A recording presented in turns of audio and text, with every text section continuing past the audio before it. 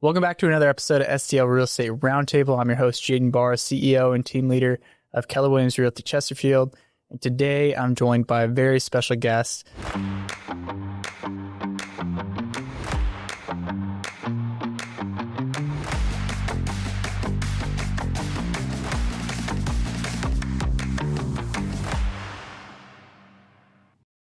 Lexy Baker. Lexy, thank you so much for coming on.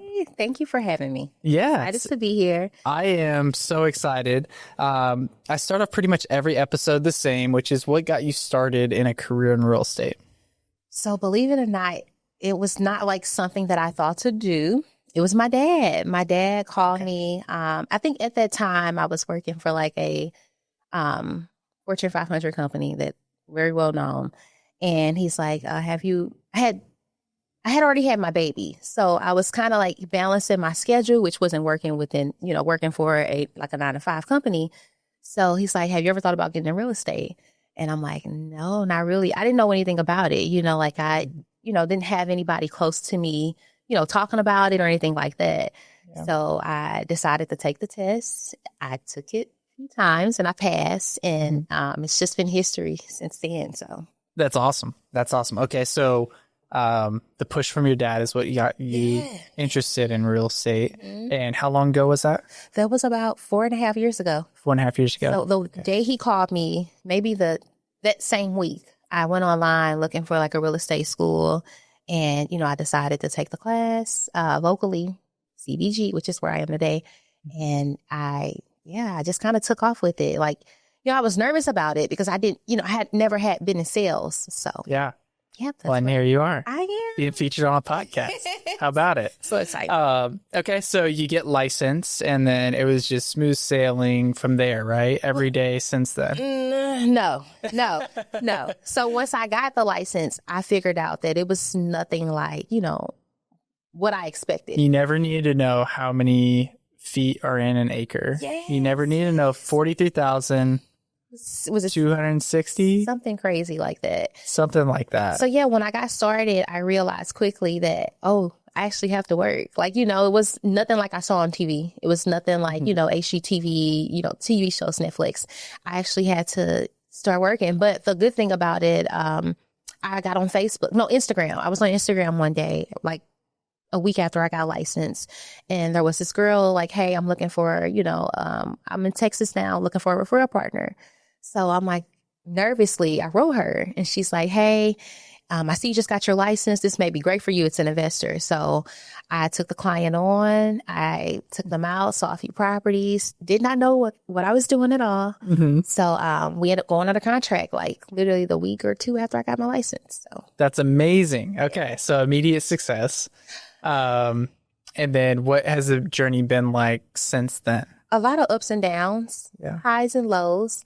I think now I'm at the point where I'm getting more consistent. Like now it's been consistent for some time, but it's been rough, Sometimes you're working. Sometimes you're like, what am I doing? Do I even have a job? But you either have 10 jobs or no jobs. Yes. It's like I can go from doing so much, like showings back to back, get a client close, and I could do that again. And then it could be like ghost town, Mm-hmm. But I think throughout my time, I've learned like, the ABC, always be closing, because it's, that's just how we're going to survive.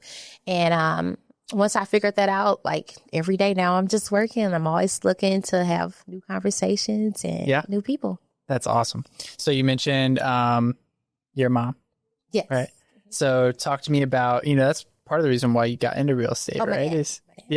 Yeah. And so talk to me about being a boy mom, and then how this industry, how this career has helped you and your family. So being a boy mom is busy. It's different because I grew up I have two sisters. So, I'm used to being in an all girls household. Mm-hmm. So it's different. It's very different, but it's so exciting because they do things that I think I thought I never would do, just like, whether it's good or bad. Like, oh my God, I never thought to do that. I'm like, what's going on?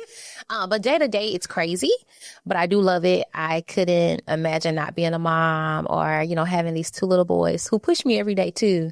Mm-hmm. Since being in real estate, it's impacted us in a great way. So my husband invests, he does a lot of investment properties and rental properties. So just by me being in the industry, it's been able to, kind of get him to come aboard. And then we have more time to spend with the kids.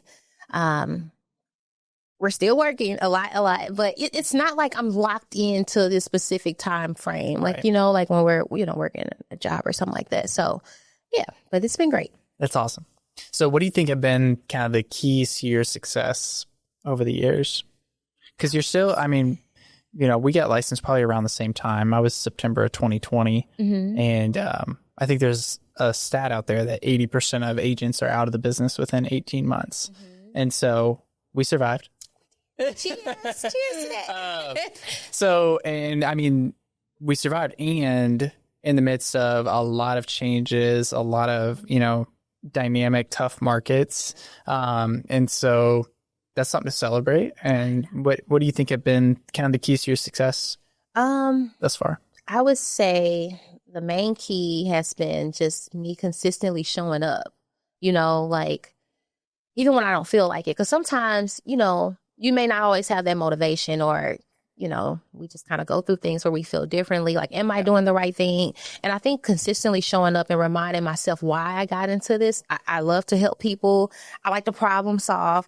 So kind of knowing that's just been my driving force. Like, I got to help more people. I got to continue to problem solve, and I have to continue to show up, you know? So I think just that consistency has been my most valuable key for me. Yeah. Where have you found most of your clients that you end up serving? I get some from Facebook. Facebook has been very consistent for me, and just talking to people. I literally, isn't that a crazy concept out there? All you agents that are struggling to find deals, hey, maybe you should try talking to people about real estate, right? If I'm in the grocery store, if I'm in Target, I love going to Target. If I'm anywhere, I'm just always hey, how are you doing? Giving out my card, or just asking people questions, or, just really having normal conversations. We do it anyway. We're doing it now. So, and I think it always sparks some type of interest for them to say, hey, sure, I may know someone coming soon, or, just to get to know them, so yeah. Yeah. I feel like that. Yeah, that's amazing. Yeah. My wife, I've been trying to get her out of her comfort zone. She goes to the library every, I think, Monday for toy time with the kids and stuff like that. And, there's 40 moms in this room at a time. And I'm like, you need to make some friends. Come on, slide on my card, let them know. So it's just, people are everywhere. You just got to talk to them. Right. Yeah. And I think a lot of times agents make it more complex or more scary than it really is. Mm-hmm. It's if you just start talking, people, and ask questions. People love talking about real estate. Everybody loves it.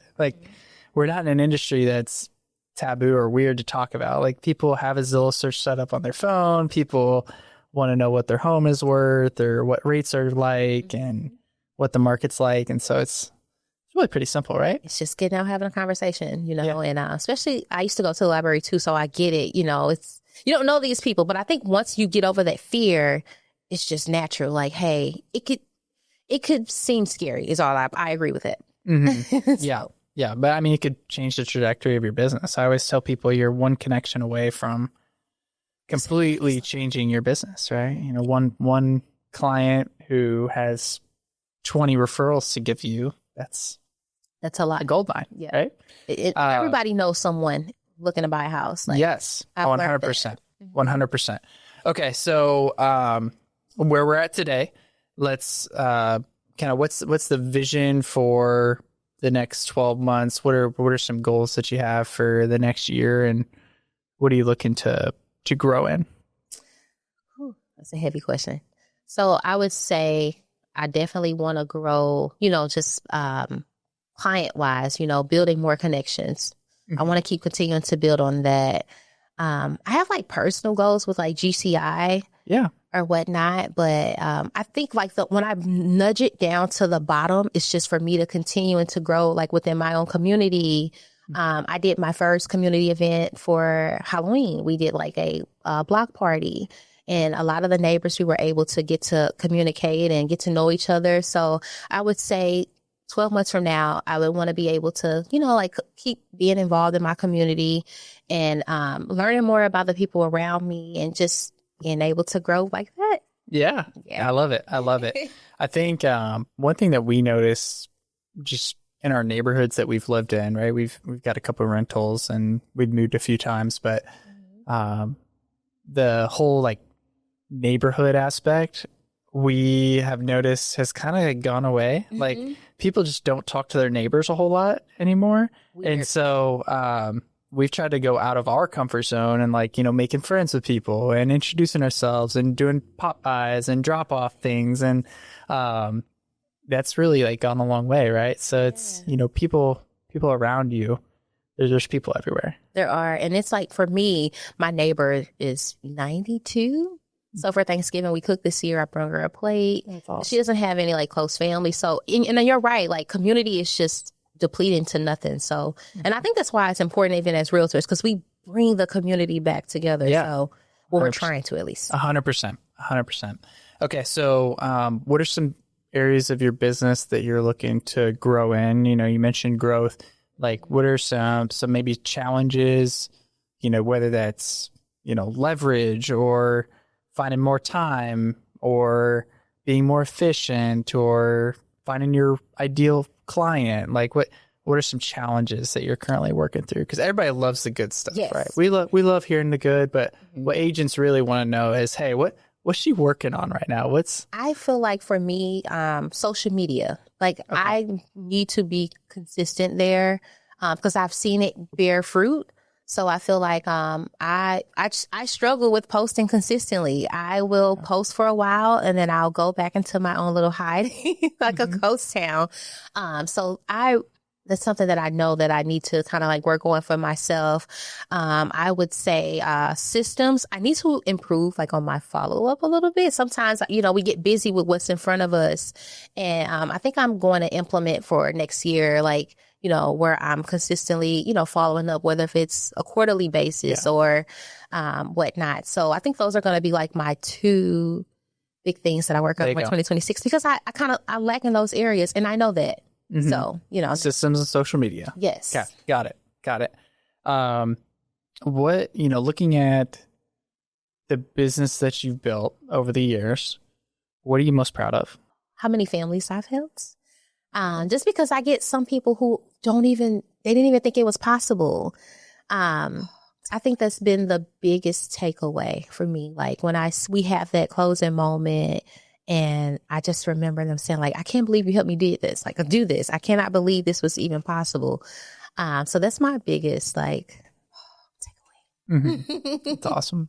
Looking at kind of, your growth over the years, I think who you surround yourself with matters, right? And agent-to-agent relationship is a huge part of this industry that I think a lot of agents get wrong or they just don't emphasize at all. And I know I've seen it play out several times in personal deals that I've done where my relationship with the agent on the other side of the deal is vital to us winning, right? And knowing that there's trust there and there's relationship with that co-op agent. So talk to me about kind of community amongst agents and agent-to-agent relationship and maybe your thoughts on that. I'd be curious to know. I feel like from when I started, I feel like, we collaborated a lot. We collaborated well together, with a lot of agents at that time, or at least it felt that way, maybe because it was new to me. But I think now, depending on, if you're on that buy side, that sell side, it could look different. But for me, I try to connect with the agents and say, hey, we just have one common goal, because it can get a little hectic when we're under contract. But just kind of trying to let the other agent know that, I'm in this to work with you together. Or after the closing, I'm following up like, hey, this was great to work with you on. I'm looking towards doing it again. Yeah. Love it. Love it. So as far as navigating industry changes, we should maybe touch a little bit on that. You got into the business in 2021. 2021. Okay, 2021. So you've seen a few different things, right? A few different adjustments within the industry. Yes. What have been the biggest obstacles or things that you've had to adjust over the years? Oh, okay. So it's like starting off in that pre-pandemic or post-pandemic time. It was different because people were paying. There was no inventory. Yes. So there were no inventory, and people are going crazy. If you had a buyer, they needed to be very qualified and very motivated. Yes. Right. Mm-hmm. Amen. Yes. And people were just like going crazy for houses. They were paying so much more. So I think now I guess this is what would probably be considered normal. There's a little bit more inventory depending on where you're looking right now at this time of year. There's not really much going on. But I feel like now I feel kind of at ease just because the craziness has kind of subsided a little bit. It kind of has affected my business in a way because people are kind of sitting on the bench a little bit, trying to get them off of it more. I haven't really had to change my approach a lot because a lot of people, I don't really look for a lot of people the way I used to when I first started. It's kind of happened word of mouth, but I have adjusted to know that I need to start looking for people a little bit more, just because it's not coming in. Like the phone was just ringing during the pandemic time, if I'm honest. Yeah. So I don't know how to answer that question completely. Yeah. Yeah. Well, I mean, it sounds like it's made you realize like, hey, I got to find new ways to generate leads and generate. And that goes back to me needing to dig into social media more. Yeah. Yeah. So as far as, I think that's great. I mean, it's nice to hear that from a producer like yourself, right? I mean, like we always have to evolve and adapt with the market and the trend of the market, right? And so, I think the past couple of years, it's felt harder and you've had to do more for the same result. Yes, I would agree. However, I think with that, there's also a lot of opportunity because there's a lot of agents out there that aren't willing to do more or work harder and they're exhausted, burnt out, and they're going to get out of the business, which then leaves more for the people that do the work. Right. Right. I agree. When it comes to your lead generation process and things like that, what do you think, or just your business in general, what do you think people love when they're working with you, like from a client perspective? I think that they hype yourself up a little bit. I think that one of the things that I hear often is that they love the transparency, the enthusiasm when we get out and we're looking, the excitement, and just how I'm there. Like, most people turn their phone off and I'm texting clients back. I know I probably shouldn't. Late at night, I'm working up to the bottom of the last hour. So I think that they really enjoy that they have someone who's like going above and beyond. I'm always making it happen. Like I bought a client a fridge. Like I literally oh my God. Like I'm always trying to go above and beyond. So I think that they appreciate that. And I hear that a lot. Like, once I close and because a lot of people think, like I say, they can't do this. So a lot of the times, the people that I am helping, it's like, I didn't even think about it. I'm bringing it to them like, hey, well, let's try it and see. But yeah. It's awesome. What do you think, whenever I say work-life balance, what comes to mind? What work-life balance? Yeah. Right? Yeah. I don't feel like I have accomplished that yet because some things you just can't wait sometimes, whether my kids are, a little loud. I'm still having to work. I'm still having to take that call and kind of step away from the chaos. Like I'm in the garage. So I would say I don't really have a whole lot. I'm still balancing that. Can I still be working on? Is that a thing? For still sure. be working on? I mean, I think you always are. Yeah. Yeah. Always working on growth in that area. I think with, whenever I'm coaching or consulting with agents, like people are either looking for more time or more money, right? And any problem within real estate can be traced back to the 3 L's, which is leads, listings, or leverage. Okay. All right. So if you imagine a triangle, right, leads would be at the bottom, right? And Gary Keller says, until you have enough leads, you don't know what to do with them. You have no other problem in real estate. Oh, wow. Right? I love it. I love it. And so you go from the base of the pyramid, and it's at the bottom, it's at the base because it's the most important thing, right? If you don't have leads, you don't have a business. Right. And so you go from leads and then listings. That's kind of the next phase of an agent's career. And a lot of times when agents are first getting started, what are they working primarily? Buyers, right? Yes. And so listings is just a whole nother animal in terms of a skill set and knowing how to generate listings, and then also how to price homes correctly, market them correctly, so that way they sell quickly. Because days on market is the enemy in real estate, right? The longer a house is sitting, what are buyers asking? What's wrong with it? Yes. Right? Like, is the price right first? Let's check the price. Yes. Yes. So you go from listings and then leverage, right? That's kind of the final piece of the puzzle.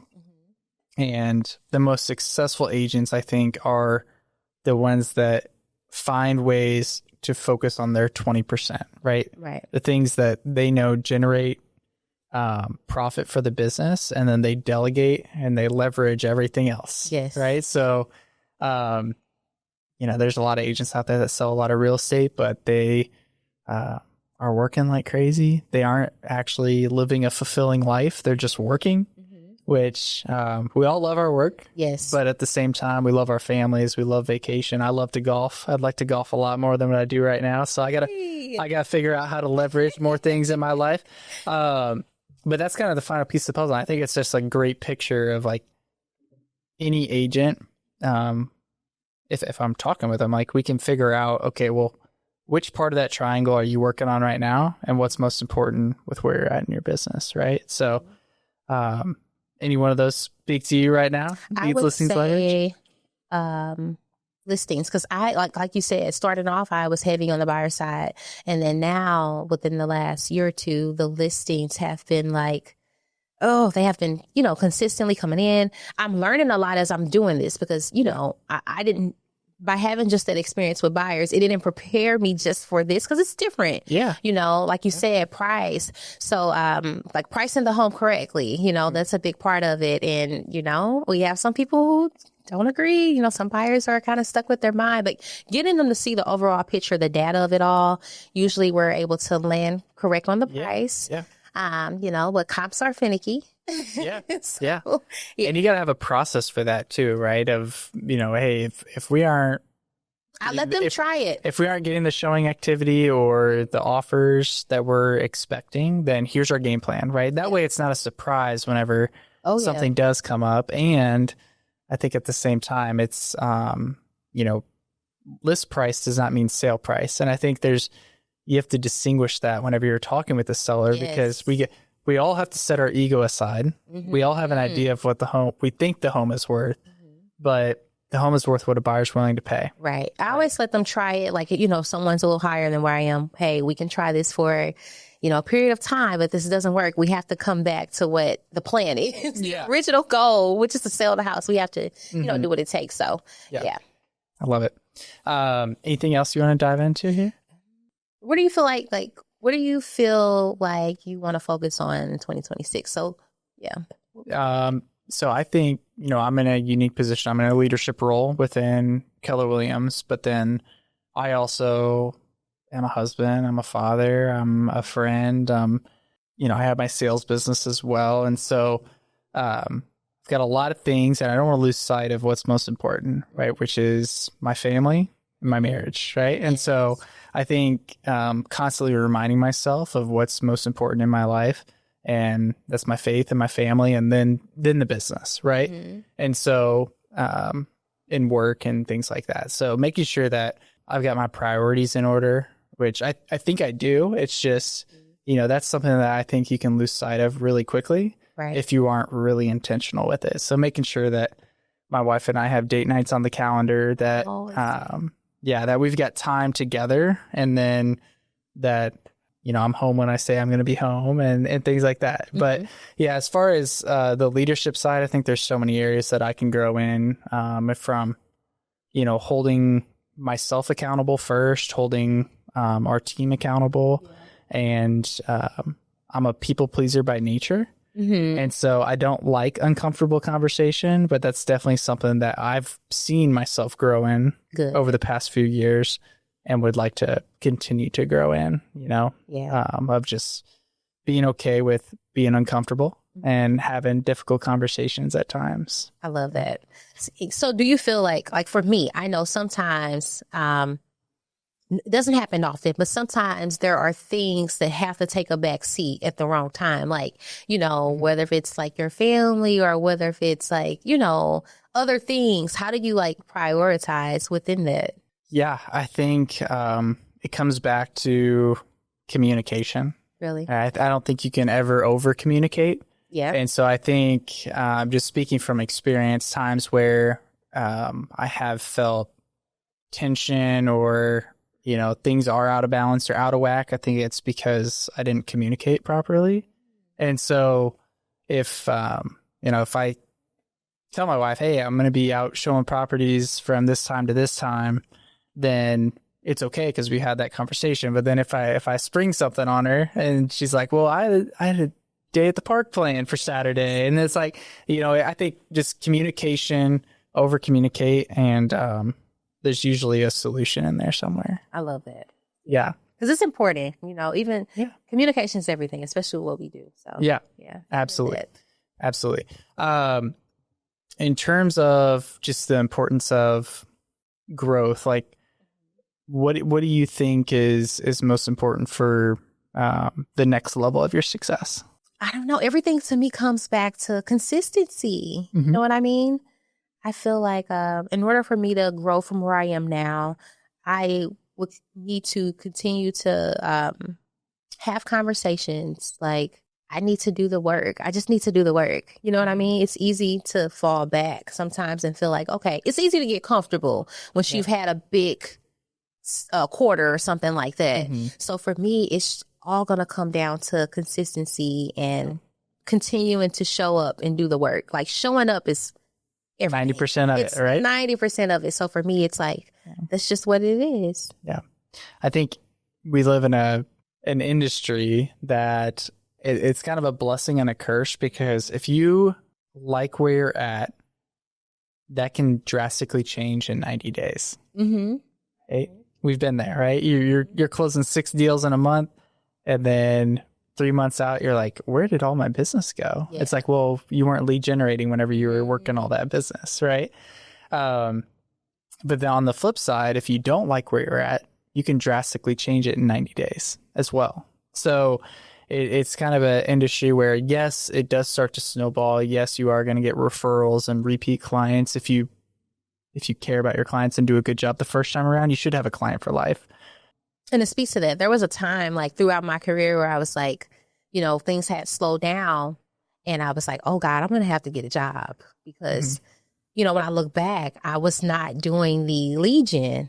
And I think that like having that season, pushed that fire, like, oh, I got to keep this going. Like, it's like a snowball, you're constantly making a snowball, so once you roll it down the hill, it starts to get bigger and bigger, right? Yeah. So it's like, you gotta get some momentum first. Gotta get some momentum. And I think I really did not learn that till this year. I know it's like, why didn't you know this year too? This year is the year where I'm like, I gotta keep talking. I gotta keep showing up for myself. I gotta keep finding and building relationships and connections. So yeah, it's a humbling business for sure. Yeah. Because like I said, you can like where you're at and it can turn south quick, or you can not like where you're at and it can really take off quickly. It's just about doing the work, keeping the main thing. Just showing up every day. And I feel like when I started, I wish I knew that. I wish I knew, we're not going to know the keys to success at that time, but I'm learning to just keep showing up, to keep building, like keep stacking those blocks, keep building that snowball. It's most important for me. You mentioned lead generation. So it sounds like you're very organic when it comes to lead generation, talking to people at the grocery store and, dropping off a Thanksgiving plate to your neighbor, like different things like that.